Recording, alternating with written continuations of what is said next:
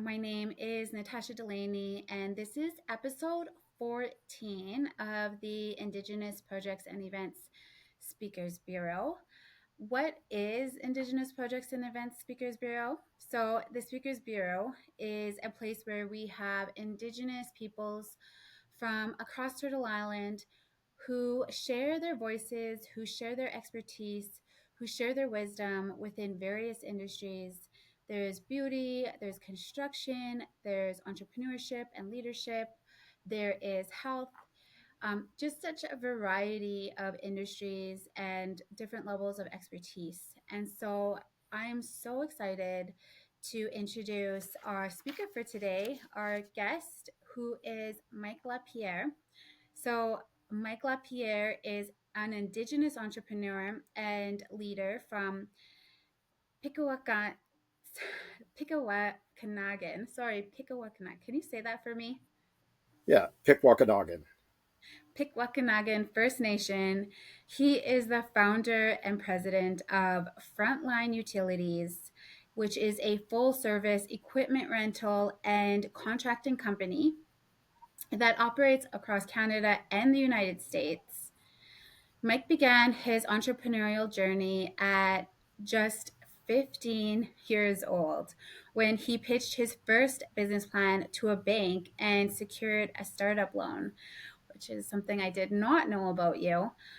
And over the last 19 years, he has built his company while staying grounded in Indigenous ways of knowing through storytelling and lived experience. Today, his mission is to mentor and inspire the next generation of Indigenous entrepreneurs, empowering them to build generational wealth and ownership of assets. He is currently working on his first book, and it is set to be published this year in 2025, which is so exciting. So, thank you, Mike, for joining us today. Um, Yeah, Tell thank us, you for having me. yeah, so excited to have this conversation. I know that we've known each other now for about I feel like a year when we were both participants of Powwow Pitch. We got connected, and I'm super grateful for that. So you had mentioned that you started your business, your first business at 15 years old and pitched to a bank. So, what did that early experience teach you about entrepreneurship? And then, like, what was going on in your mind at 15 years old, where you're like, I'm gonna do this thing? Yeah, for sure. I grew up in Northern Ontario. My parents had one of the first Indigenous contracting companies of a pipeline company. They did trucking, basically, of hauling pipe for TransCanada, and I grew up around it. So, when I got to high school, I noticed that I was really struggling academically to stay engaged. It just Mm. felt like almost like an adult daycare in a way. And not to put down school by any means, but I felt like I had another purpose and it wasn't necessarily there. I had already been working with my parents for quite some time and working on their equipment and whatnot. And, I really wanted to branch out on my own and test my entrepreneurial skills at a young age. I was sitting in English class and everybody was working on these book reports. And I was at that point, I had figured out how many days I could skip of that class without failing, just the threshold of it. And I would take those days and go to work and work on my trade. I knew that I was going to be a tradesperson from a really young age. I really enjoyed working, in the shop classes and being around all the heavy equipment. So I knew at like from the time I was 10 years old what I was going to do. Wow. But I did want to mesh the two together at a young age. I felt that um, I could take a skill and like a trade, and I could turn that into not just a job, but I could turn that into a business. Mm. And the first run at it, I just wanted to like get a little bit of distance from my parents and kind of get out from underneath them a little bit. I guess Yeah. it's just every teenager kind of pushes the boundaries a little bit of of what their capabilities are at that age. And mine were, sitting in English class instead of writing my book report, I was writing a business proposal for the entrepreneur program from RBC, and this was in 1995. This is before computers like were really taking over the schools. There wasn't internet. There wasn't cell phones. Um, there weren't a lot of access to, the outside to speak to banks and whatnot. It wasn't just the fact of setting up an email or anything like that. You had to literally write a letter to the bank manager and Wow. print out your business plan and submit it. And oddly enough, I got a response back from them. They called for a meeting, and my mom dropped me off at the bank, and I walked into this boardroom, and I remember sitting down, and there was like four bank execs in there, ready to rapid fire question me about what I'm going to do with the funds or how I'm going to structure my business. And when I left the meeting, they were pleased, and they called me back and said, you're approved for the funding, and I went from there. So I started a small company, a contracting company at 15 that my mom used to drive me around in her van, and Wow. I bought a driveway sealing machine and some materials, and just put out flyers. Now, I wouldn't say it was the most successful business run, to tell you the truth. It was really hard to sell my skills at the age of 15 to homeowners, that I was going to seal their driveway when I looked like, I probably looked at that time like I was 12 years old. So it was, um, I think I landed a few projects, not very many, enough to pay back the loan and enough to pay off the equipment. But it was honestly a bit of a struggle. But I learned a lot of lessons from that, and I took those forward from there. Did you even have a bank account? Because I think you have to be like 16 to have a bank account, don't you? No, I didn't have a bank account. I opened one the time that I got the loan check. So yeah, that it was all new to me. The work habits weren't new to me, but yeah, the financial end of things was very new. And at the time, I mean, honestly, like schools weren't really teaching this stuff. I Yeah. don't know if they are now or not, but back then in the 90s, I feel it was a major gap in education, where, a lot of people that are entrepreneurial driven weren't really educated on how to be entrepreneurs, how to pay taxes, or how to No, manage any of this stuff, right? Like absolutely. Like I how to feel get like loans. yeah, like great like K to 12, like even post-secondary, like sure, if you do go to like business school, you do learn now about entrepreneurship, but still a lot of it is training on how to work for somebody. It is. It's very systematic. Um, and there's nothing wrong with that. I'm not opposed to university. If you want to go get an MBA, if you want to go get a professional engineering degree, a doctoral, nursing, any of that stuff, I'm all for it. I believe that those are really strong suits that require education. But some of the path that we're going, it's not necessarily through the academias of the world that really take you there. It's real world experience. Some people get it from school for sure. Other people like myself learn it the hard way or Yeah. the life lesson way, and that's how I've been through my entire career. That's amazing. Like, I just find that just so fascinating because just thinking about like my kids, right? Like, I have the five kids, and my daughter is very entrepreneurial now, but I wasn't always entrepreneurial, right? I wasn't until I got sober. And so just thinking about, your upbringing and having these entrepreneurial parents, um, and really having that seed planted, like my question is, were they always entrepreneurs, or was that something that happened when you were younger? Or yeah, were they business owners before they had you? Yeah, exactly. I come from pretty young parents, like a lot of people from this generation, my generation. My parents were 20 years old when they had me. I have two younger brothers. By the time my parents were like 24, they had three boys. But my dad has been self-employed his entire life, and Mhm. he started when he originally started working for my grandfather, who had a paving company. Um, my grandfather got out of the military, didn't really know what to do with his life, got a pension early on, and he started a small paving company that grew from there, and it employed my dad and his brother. And so I grew up around that too. And then my father, once my grandfather retired, he essentially helped my father set up his business, and he bought two semi trucks, transports, Mhm. and he started hauling materials and produce and stuff like that from the United States on long haul. Had a couple drivers, and grew from there to have six trucks. And I've seen the highs and lows of it. It's not just some like fairy tale life. It's Yeah. we choose this because I wouldn't say actually we even choose this path. I believe it chooses us. It's a creative vein that you can't really get away from. My father has the same gift and curse.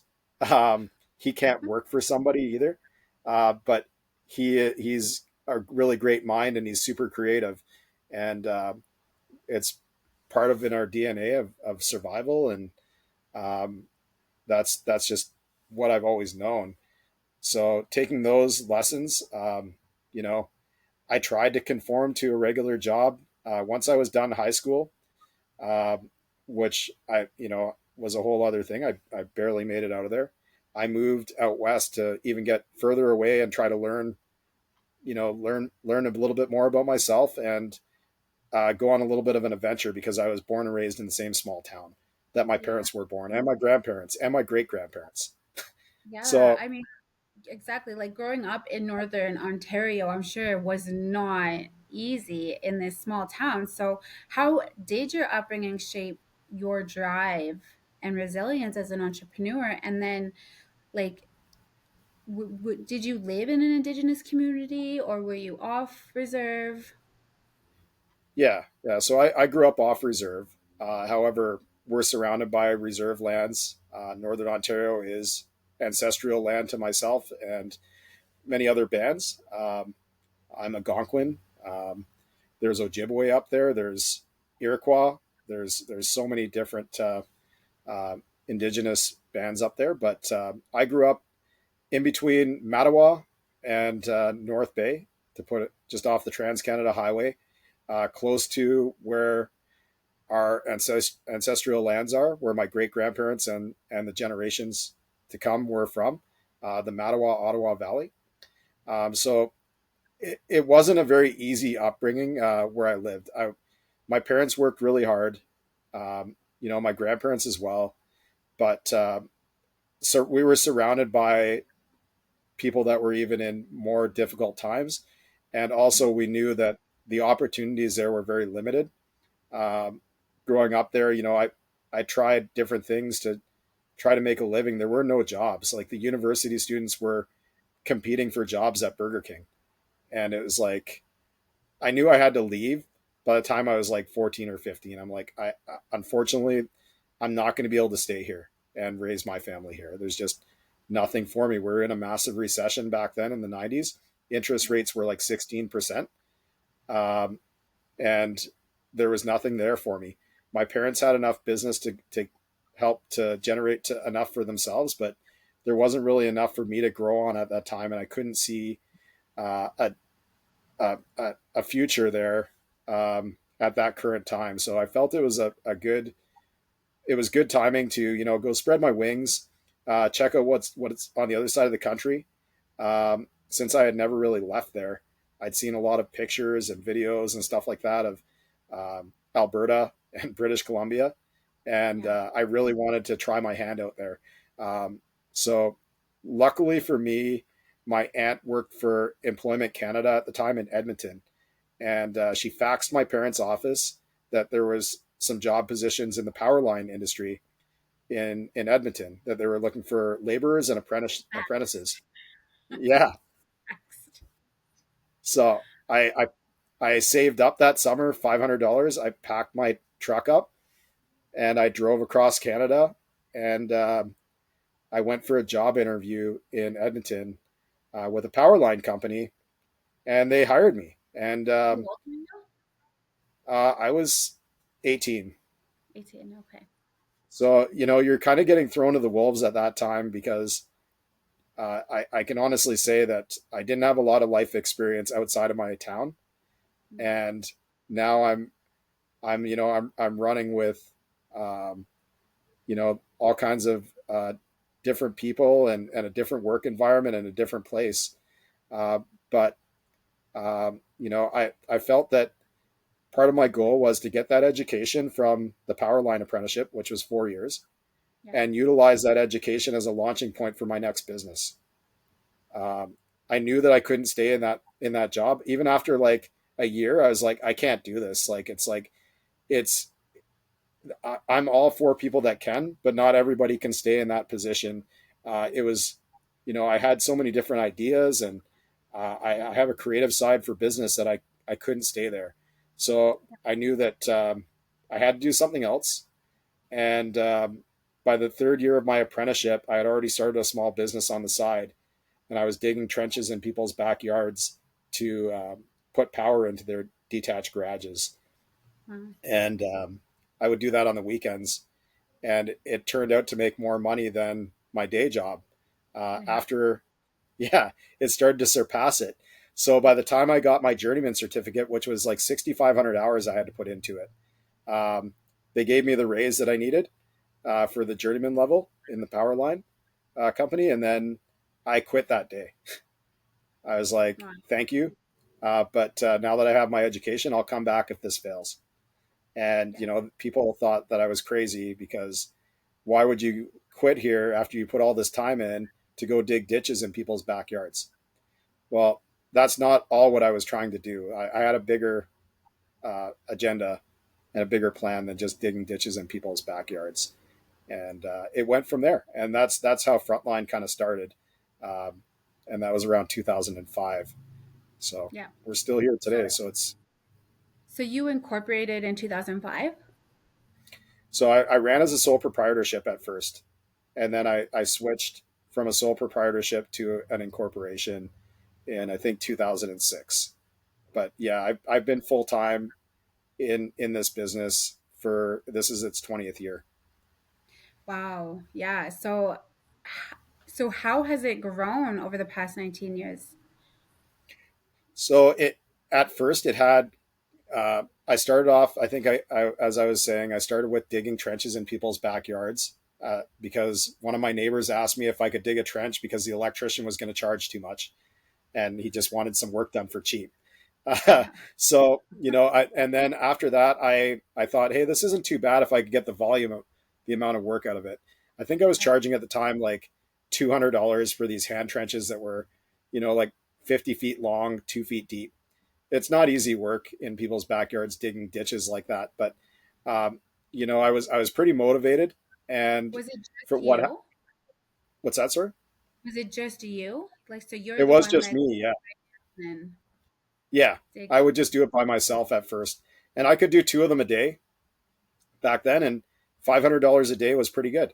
Uh, and it was consistent. So then I called up a large home developer, garage builder, and I said, "Hey, how much do your electricians charge you for these trenches?"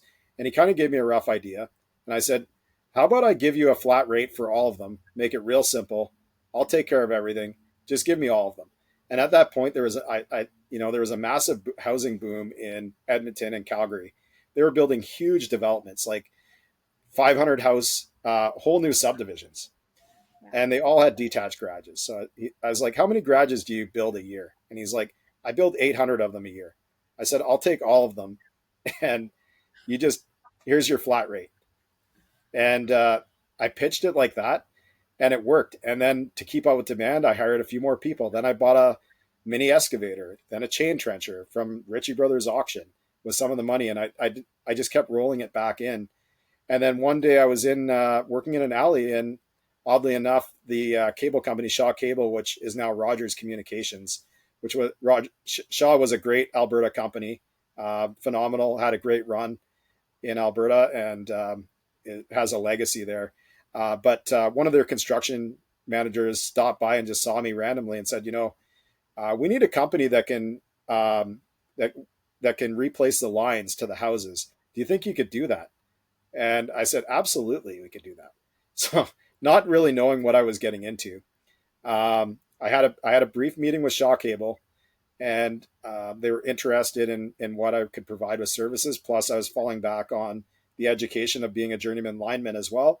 It gave me Yeah. some credentials with that, and yeah, they gave me a price sheet.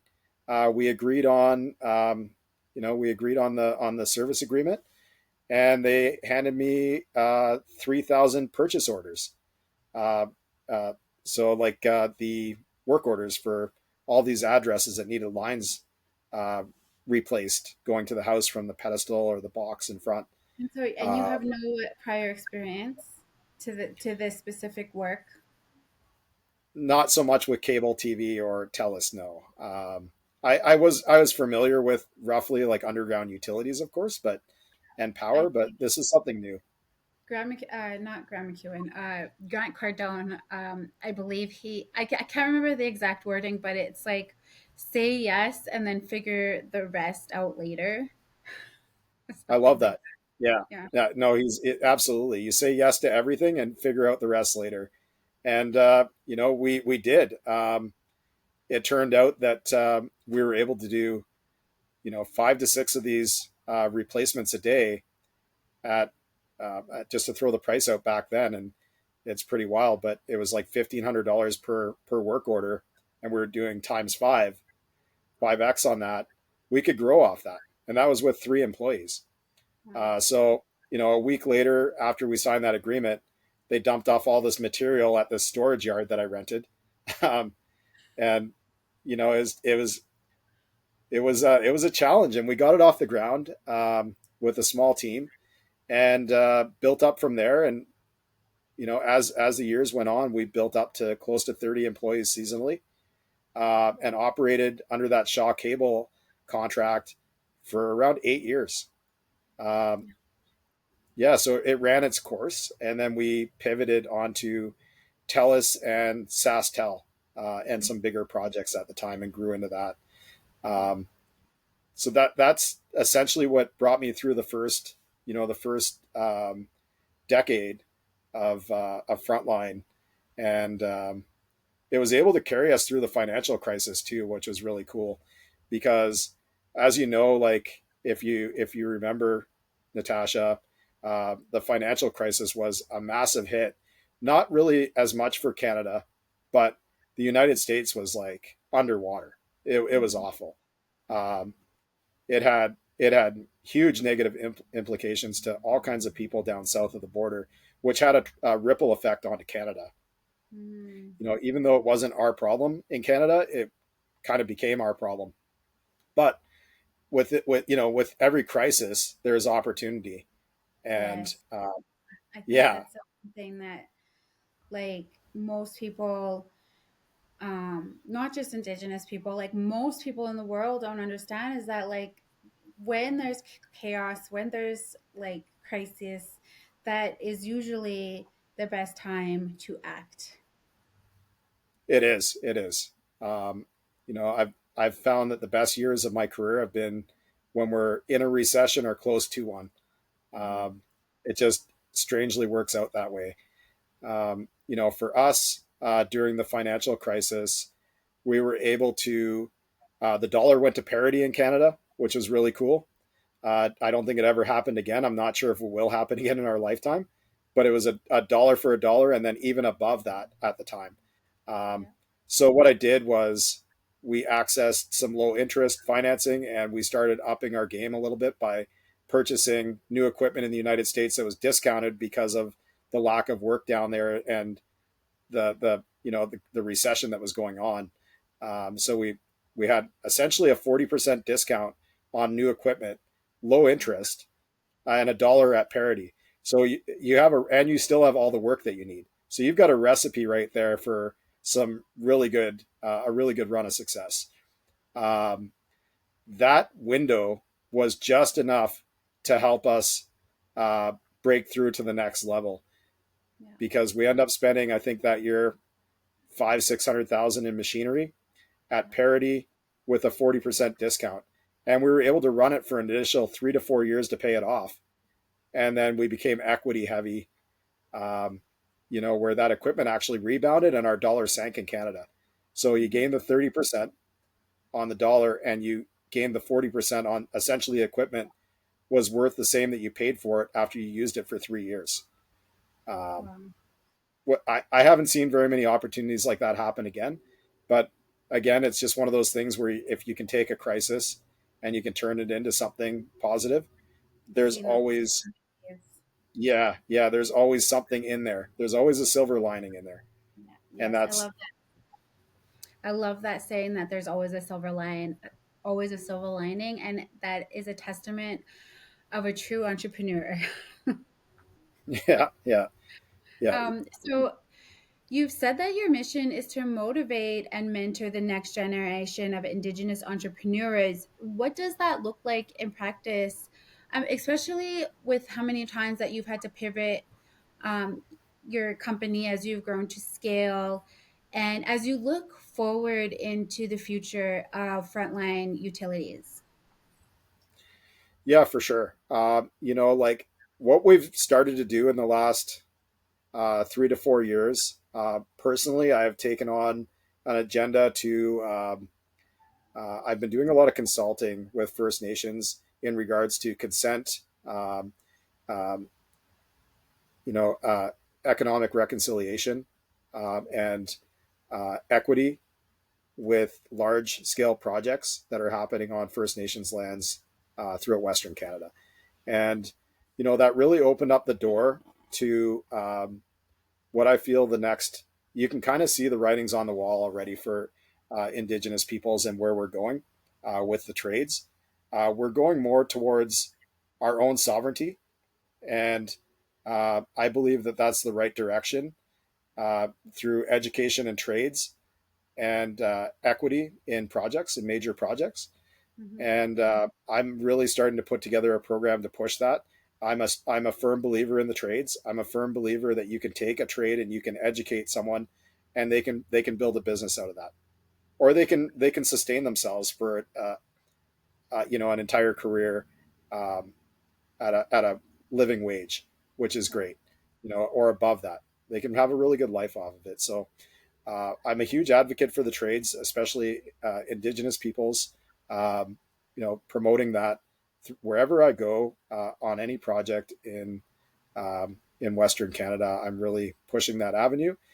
I'm currently in talks to put together a program, and I'm not going to say too much more about it because it's just not quite there yet. But we would like to develop a trade school for First Nations, and we would like to, promote and educate at that trade school our own people and have them take a fair stake in some of the major projects that are going to be upcoming in the next 10 years uh, with power line, mining, um, any of these, the oil and gas, the liquefied natural gas projects, the LNG projects that are happening in British Columbia.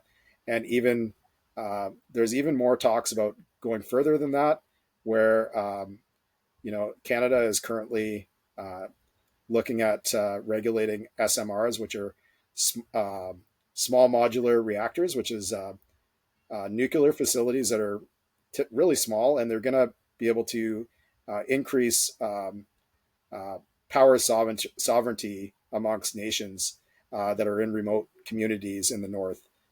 So those types of programs that are coming up, there's a lot of really cool stuff coming for Canada in the next 10 to 15 years. And Yeah. um, I really want to see the First Nations uh, unite and educate all our own people and get really get our own seat at the table with this. Uh, and we can create a better environment for our First Nations through education of trades. And it's something that resonates really well with Indigenous people. We're used to working hard. We have good work ethic. We're not afraid to go get it. And I think that this is something for the future generations for sure. I definitely think that you're somebody that can like lead something like this. I'm just so impressed with, your entire story. And one of the things that I know that Indigenous people, like I've seen it on social media, is like there's lots of motivational speakers. There's lots of speakers who speak on like addiction, because there is many of us who went that route. That was our path, right? Yeah. Addiction, poverty, um, foster care, whatever. There's so many different versions of our our peoples, right? The stories that we've gone through and we've overcome. And I saw a post of somebody saying like, well, where's all the speakers that didn't actually go that route? Like, where's all the speakers that didn't actually, do drugs, and they went straight up from high school and they were, you know, went for it, right? And I feel like you're such a perfect example of that.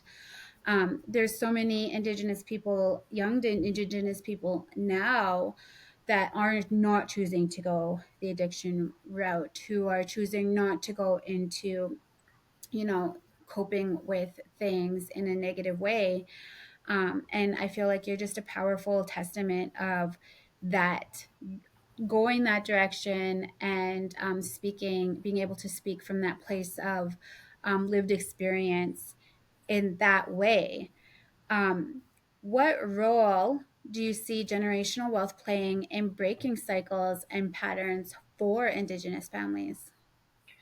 Yeah, absolutely. I mean, that is the key. It's not just that. It's uh, to break generational cycles. It is more than wealth, because wealth is a tool, but you know, wealth is also a mindset, and the mindset that comes with that is learned through practical hard work. I feel, and I do believe though that if we get ourselves sustained to a level where we're not in fight or flight mode, and we have something to look forward to and goals to that can be accomplished.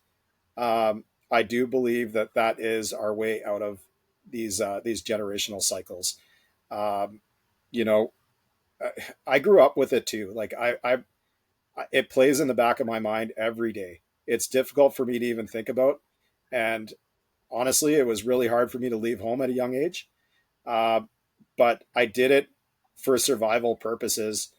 I seen things falling apart in front of my eyes with other people's lives, and I had to create distance. And it was one of the hardest things I had to do at a young age. But I felt it was a necessary step that I had to take in order to even survive. Like um, the generations that are before us have a lot of trauma, and that got passed on to our generation, Natasha. And it's Yeah, not their fault. It's nobody's fault. They're victims of circumstance, yeah, and agreed.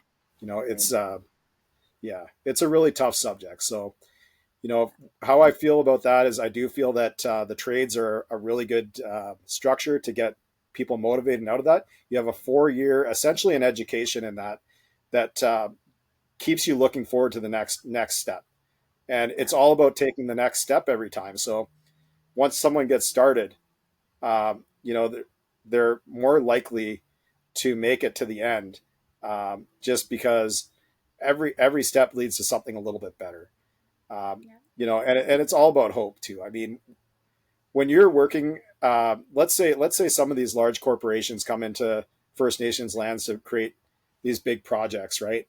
And they claim to be bringing jobs to the nation. They claim to be bringing exactly what I'm talking about to the nation. I believe that that's not necessarily true. From what I've noticed from working on First Nations on large projects, is the jobs they're creating are temporary jobs of like security, no education, no lack of promises, and it leads to nothing. And yeah. when I saw that when I was younger, I was so disappointed with that out of the power industry of what they were It's like doing. so many of them are not Indigenous led. No, they're not. They're not at all. And it's,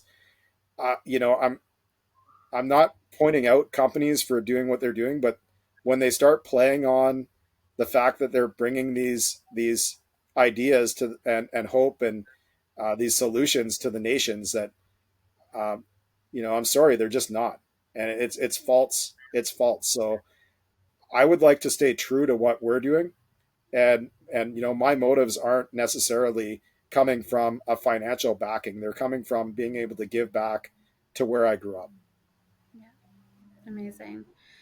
I love that so much. And I like the other thing that I love about, you and what you stand for is that yes, you're promoting trades and how that's such a great route for Indigenous peoples to build wealth, but not just that, you're promoting leadership within those trade institutions, whether that's managerial, senior executive level, or entrepreneurship and founder. Um, so tell me, you're working on your first book. So I want to hear a little bit about that. We're running a little bit out of time, but I still want to hear about this book. And I also want to hear about these speaking gigs that you have coming up. Yeah, absolutely. Thank you for asking that. Essentially, I've kind of touched on the book a little bit in our conversation right now of what you can kind of get of one idea what I'm passionate about, and that's taking an opportunity such as a trade and being able to turn that into a motivation to build a business on. And this is generalized not just for Indigenous people, but this is for everybody. This book, and it falls on some of my experiences and how you know uh, the reader and whoever is listening wants to do something like this. It shows them that they can do this. That the trade's not just a job that you go to after you get your education. It can be much more than that. It can be a jumping point into so many different things. I've met with so many different tradespeople that have went in different directions with it. They've become CEOs. They've become self-employed. They've become educators. It does a lot of things. If you're out there and you're a young um, person that is looking at trades and you're thinking, well, I don't want to be a plumber for the rest of my life. It doesn't sound that glamorous, right? You have to think about it like this, and if you have an entrepreneurial mindset with it, you can take that and you can spin it into something completely unique from that. But you need the Totally. education to tie it to. So Yeah. the book is essentially about taking a trade and building it into a business and how you can go that route because not a lot of Cool. people talk about it, that this is That's something that you can do. awesome. Yeah, Yeah, I love that route. Like I love that you're talking about that because it's so true, and people don't realize that it's just like a simple shift in the you're like you said, a simple shift in the mindset and how you're looking at it. for sure. And I think that a lot of people have entrepreneurial um, skills and they want to they have the desire to do that, but they have no idea what they're going to do in a business. Like you have to find your niche, and that's why the trades is a really good jumping point for that because really like in business you're either selling a service or a product. There's only really two types of businesses. There's a couple out there that are odd, but the main ones are essentially a product or a service. And you know, learning a trade and learning a skill like that, you can sell that. You can build on that. You become valuable, and that can be taken anywhere. So that's the message I'd like to get across in the book, and how to structure that type of education and to gear yourself up towards building a business from a trade. Amazing.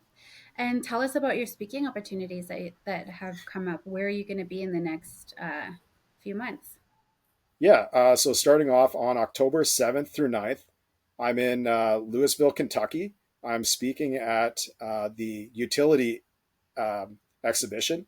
It's one of the larger ones in North America that's geared towards the power line and telecommunication and gas and water and sewer industry, all of the equipments there and whatnot. And this is going to be one of my first speaking arrangements. So I'm really excited for that. Um, I'm grateful for the opportunity from the utility exhibition to allow me to do so.